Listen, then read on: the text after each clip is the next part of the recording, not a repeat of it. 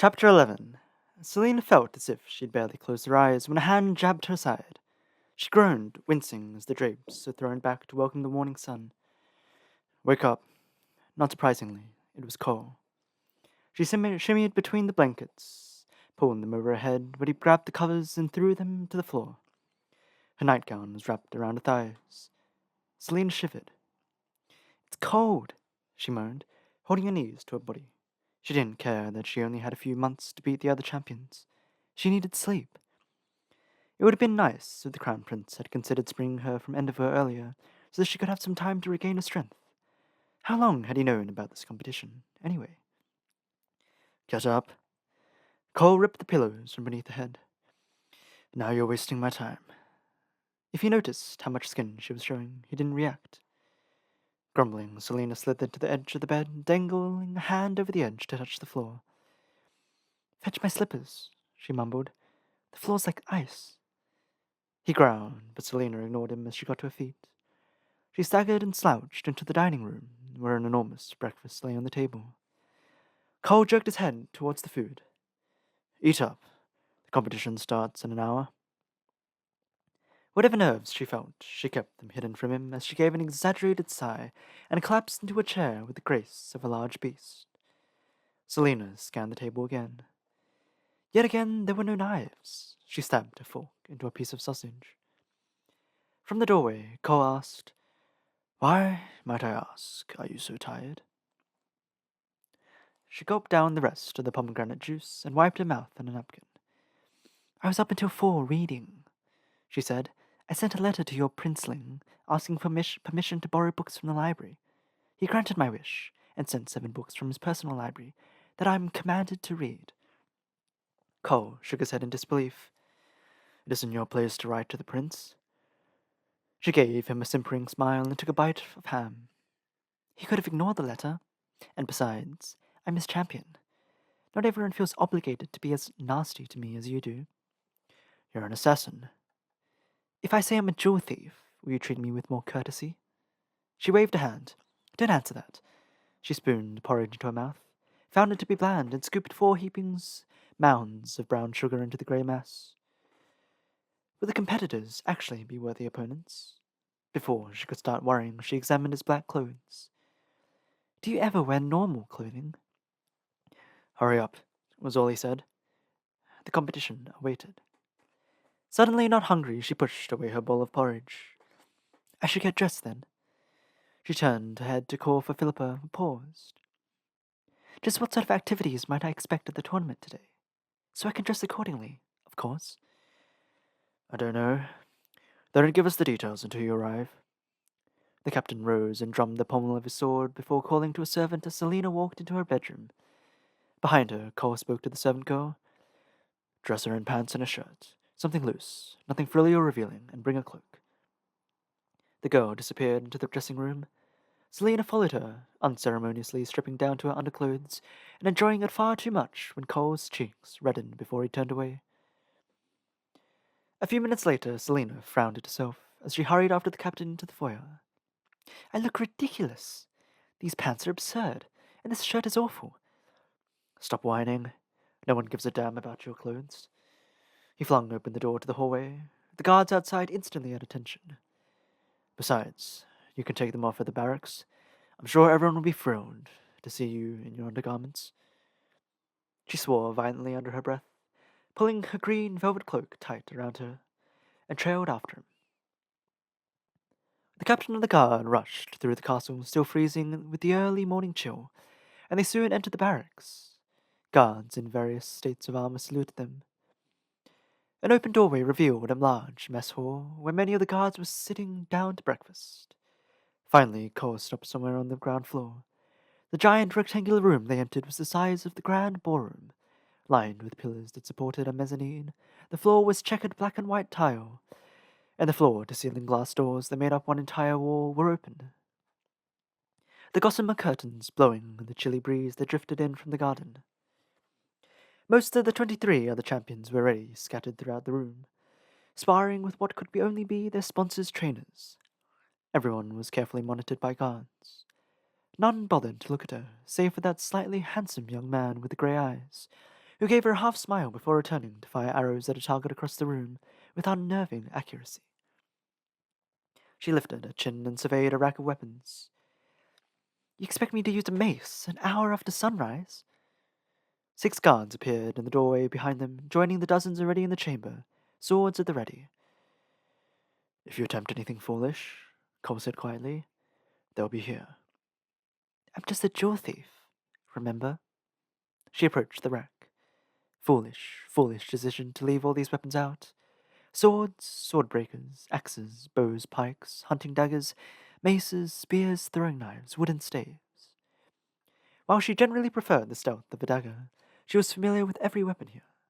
She glanced around the sparring room and hid a grimace. So were most of the competitors, it seemed. As she inspected them, she caught a movement in the corner of her vision. Kane entered the hall, flanked by 2 guards and a scarred, burly man who must have been his trainer. She squared her shoulders as Kane strode straight towards her, his thick lips parting in a grin. Good morning, he said, his raspy voice. His dark eyes snaked along her body, then found her face again. I'd have thought you'd be running home by now. She gave him a close-lipped smile. The fun's just starting, isn't it? Kane returned a smile and stalked off. It would have been so easy. So easy to whirl and grab him by the neck and slam his face into the ground. She didn't even realize she was trembling with rage until Cole stepped into her line of vision. Save it for the competition, he said softly, but not weakly. I'm going to kill him, she breathed. No, you're not. If you want to shut him up, then beat him. He's just a brute from the king's army. Don't waste your strength on hating him. She rolled her eyes. Thank you so much for interfering on my behalf. You don't need me to rescue you. It would have been nice. You can fight your own battles. He pointed with the sword to the weapons rack. Pick one. His eyes shone with the challenge as she untied her cloak and tossed it behind her. Let's see if you can actually back up your swaggering. She shut Kane up in an unmarked grave for all eternity. But for now she'd make Cole eat his words. All the weapons were finally made and glistening in the sunlight. Selena eliminated her options one by one, seeing each weapon for what sort of damage she might do to the captain's face. Her heart beat rapidly as she ran a finger along the blades and handles of each. She found herself torn between the hunting daggers and a lovely rapier with an ornate bell guard. She could cut out his heart from a safe distance with that. The sword whined as she drew it from the stand and held it in her hands. It was a good blade, strong, smooth, light. They wouldn't let her have a butter knife on a table, but they gave her access to this. Why not wear him down a bit? Cole tossed his cape on top of hers, his toned body flexing through the dark threads of his shirt. He drew his sword. On your guard. He moved into defensive position, and Selena looked at him dully. Who do you think you are? What sort of person says, on your guard? Aren't you going to show me the basics first? She said quietly enough for only him to hear, her sword dangling from one hand. She rubbed the hilt, her fingers contracting on the cool surface. I was in Endeavour for a year, you realize. I could have easily forgotten. From the amount of killing that went on in your section of the mines, I highly doubt you've forgotten a thing. That was with a pickaxe, she said, her smile growing feral. All I had to do was crack a man's head open or hurl the axe into his stomach. Thankfully, none of the other champions paid them any heed. If you consider that sort of gracelessness equal to swordsmanship, what sort of fighting do you do, Captain Westfall? She put a spare hand over her heart and closed her eyes for emphasis. With a growl, the captain of the guard lunged. But she'd been waiting for some time now, and her eyes flew open as soon as his boots scraped against the ground.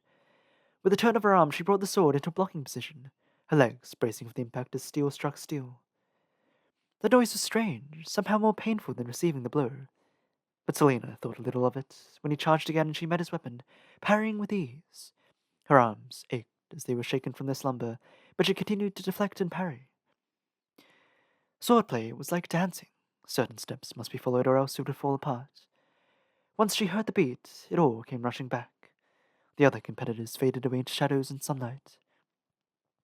Good, he said through his teeth, blocking her thrust as she forced him to take a defensive stance. Her thighs burned. Very good, he breathed. He was pretty good himself. Better than good, actually. Not that she'd tell him that. With a clang, the two swords met, and they pressed each other's blades. He was stronger, and she grunted at the force required to hold her sword against his. But strong as he might be, he was not quick. She withdrew and fainted, her feet jabbing and flexing on the floor with bird-like grace. Caught off guard, he had only time to deflect, his parry lost in his size.